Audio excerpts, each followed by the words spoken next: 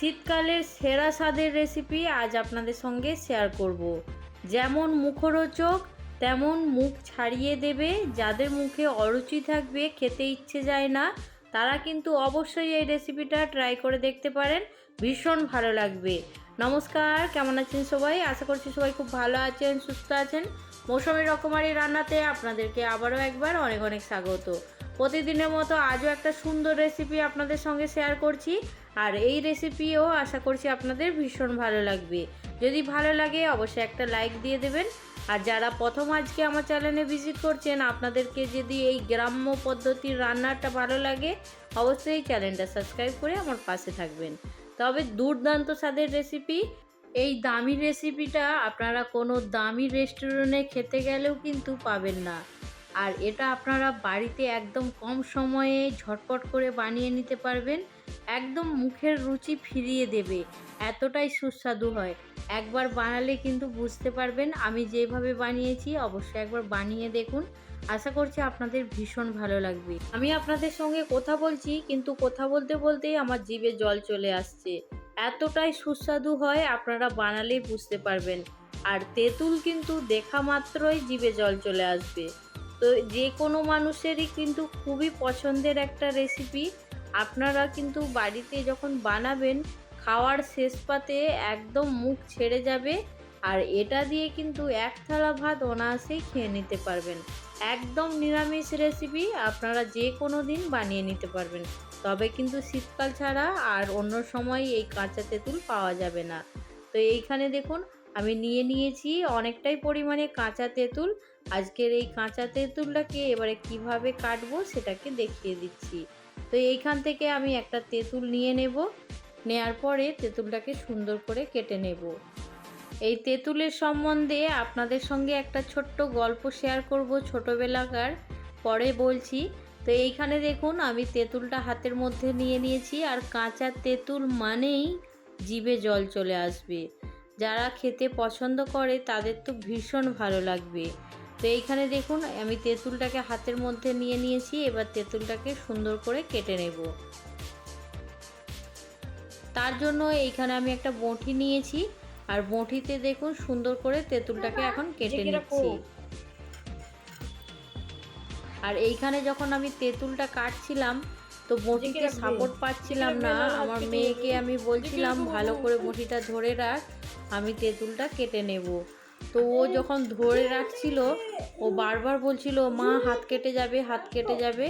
তো এইখানে দেখুন সুন্দর করে আমি তেঁতুলটাকে কেটে নিয়েছি, আর এইভাবেই সমস্ত তেঁতুলটাকে দু আধখানা করে কেটে নেব। এইখানে দেখুন বন্ধুরা আমি তেঁতুলটাকে সুন্দর করে একদম কেটে পরিষ্কার করে জল দিয়ে ধুয়ে নিয়েছি। এবার তেঁতুলের মধ্যে যেটা দেব, এইখানে আমি কালো আর সাদা সরষে মিক্স করে রেখেছিলাম, সেইখান থেকেই 3 চামচের মতো নিয়ে নেব। পরিমাণটা আপনারা অবশ্যই কম বেশি করতে পারেন। তো আমি এইখানে 3 চামচ পরিমাণে সরষে নিয়েছি, এটাকে এবার মিক্সিতে খুব ভালো করে পেস্ট করে নেব। তার জন্য দেখুন একটা মিক্সির বাটি নিয়েছি, এই মিক্সির বাটির মধ্যে এই সাদা কালো সরষেটা দিয়ে দেব। আর যাতে এটা তেতো না হয় তার জন্য অল্প একটু নুন আর তার সঙ্গে 2টো কাঁচা লঙ্কা দিয়ে দেব। দিয়ে একদম সুন্দর করে মিহি পেস্ট করে নিয়ে আপনাদের কাছে ফিরে আসছি। তো এইখানে দেখুন একদম সুন্দর মিহি করে পেস্ট করে নিয়েছি, অল্প একটু জল দিয়ে সুন্দর করে একদম পেস্ট করা হয়ে গেছে।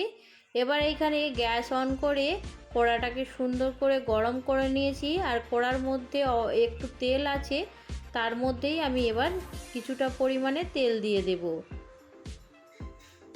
আর তেলটা যখন একটু সুন্দর গরম হয়ে যাবে, এই তেলের মধ্যে 1-2টো কাঁচা লঙ্কা এইভাবে ফাটিয়ে দিয়ে দেব। এর মধ্যে কোনো রকম ফোড়ন দিতে হবে না। আর এই রান্নাটা আমি তো বলবো এই শীতকালের একদম সেরা রান্না, অবশ্যই বানিয়ে দেখুন, ভালো লাগবে। এবার দেখুন এইখানে আমি তেঁতুলটা দিয়ে দিয়েছি, দিয়ে হালকা করে একটু নাড়াচাড়া করে নেব। খুব বেশি নাড়াচাড়াও করতে হবে না, কিছু না। রান্নাটা একদম সহজ পদ্ধতি, খেতে কিন্তু দুর্দান্ত স্বাদের হয়। তেঁতুলটাকে দেখুন একটু হালকা নাড়াচাড়া করে নেওয়ার পরেই এবার এর মধ্যে স্বাদ মতো নুন দিয়ে দেব এর মধ্যে হলুদ গুঁড়ো খুব সামান্য পরিমাণে, আর দেব তার সঙ্গে একটু লঙ্কার গুঁড়ো, তবে খুব বেশি দেব না। এটা কিন্তু মুখরোচক হবে, টক ঝাল মিষ্টি, তবে ঝালের পরিমাণটা একটু কম রেখেছি। এবার দেখুন সব কিছু একটু নাড়াচাড়া করে নিচ্ছি। করে নেওয়ার পরে এবার যে সরষেটাকে আমি আগে থেকে বেটে একদম রেডি করে রেখেছি, সেই সরষে বাটাটা দিয়ে দেব। সরষে বাটার মধ্যে অল্প পরিমাণে জল দিয়ে আমি একদম ডিবাটাকে ধুয়ে পরিষ্কার করে এই তেঁতুলের মধ্যে দিয়ে দেব। আমরা তো এটাকে কাঁচা তেঁতুলের টক বলি, তা আপনারা এটাকে কাঁচা তেঁতুলের চাটনিও বলতে পারেন, টক ঝাল মিষ্টি রেসিপি বলতে পারেন, যেটা ভালো লাগবে অবশ্যই একটা নাম দিয়ে দেবেন। তো আমি এইখানে কাঁচা তেঁতুলের টক বলছি। তো এইখানে কাঁচা তেঁতুলের টক বানাতে কোনো রকম বেশি মশলা লাগবে না, একদম কম মশলাতেই রেডি হয়ে যাবে। এইখানে পরিমাণ মতো জল দিয়ে দিয়েছি, দেওয়ার পরে এবার একটা ঢাকনা ঢাকা দিয়ে রেখে দেব। তেঁতুলটা সেদ্ধ হতেও কিন্তু খুব বেশি সময় লাগবে না, একদম কম সময়ের মধ্যেই তেঁতুলটা সেদ্ধ হয়ে যাবে। তারপরে এর মধ্যে দিয়ে দেব চিনি, তবে চিনিটা দেওয়ার আগে তেঁতুলটাকে একটু সেদ্ধ করে নেবেন, নাহলে তেঁতুলটা হয়তো সেদ্ধ হবে না। সেই জন্য বলছি তেঁতুলটা আগে সেদ্ধ করে নেবেন, সেদ্ধ হয়ে গেলে তারপরে এর মধ্যে পরিমাণ মতো যে যেমন মিষ্টি খেতে পছন্দ করেন সেই রকম মিষ্টি দেবেন। কাঁচা তেঁতুল যেহেতু, সেই জন্য তো প্রচুর পরিমাণে টক থাকবে, সেই জন্য একটু চিনির পরিমাণটাও বেশি লাগবে। তো আমি এইখানে চেক করে দেখে নিচ্ছি তেঁতুলটা সেদ্ধ হয়েছে কিনা, আর তেঁতুলটা কিন্তু সুন্দরভাবে একদম সেদ্ধ হয়ে গেছে। এবার এর মধ্যে কিছুটা পরিমাণে দেখুন চিনি দিয়ে দেব। বাস চিনিটা দেওয়ার পরেই 2 মিনিট ফুটিয়ে নিলেই তেঁতুলের ভেতরেও মিষ্টি স্বাদটা চলে আসবে, আর খেতেও দুর্দান্ত লাগবে। আর তেঁতুলের চাটনি কিংবা তেঁতুল টক একদম রেডি হয়ে গেছে। রান্নাটা কিন্তু খুব বেশি সময় লাগবে না। তবে আপনাদেরকে এবার সেই ছোটোবেলার গল্পটা একটু শুনিয়ে দিই।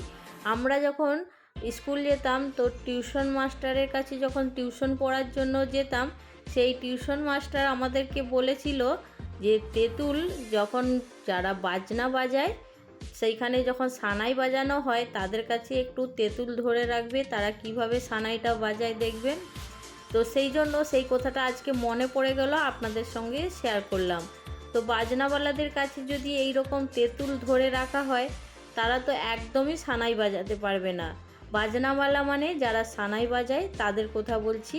তো আজকের রেসিপি কিন্তু আমার একদম রেডি হয়ে গেছে। আমি দেখুন তেঁতুলের মধ্যে চিনিটা দেওয়ার পরে মিনিট 2 সুন্দর ফুটিয়ে নিয়েছি, আর তেঁতুল চাটনি একদম রেডি, কিংবা তেঁতুলের টক একদম রেডি হয়ে গেছে।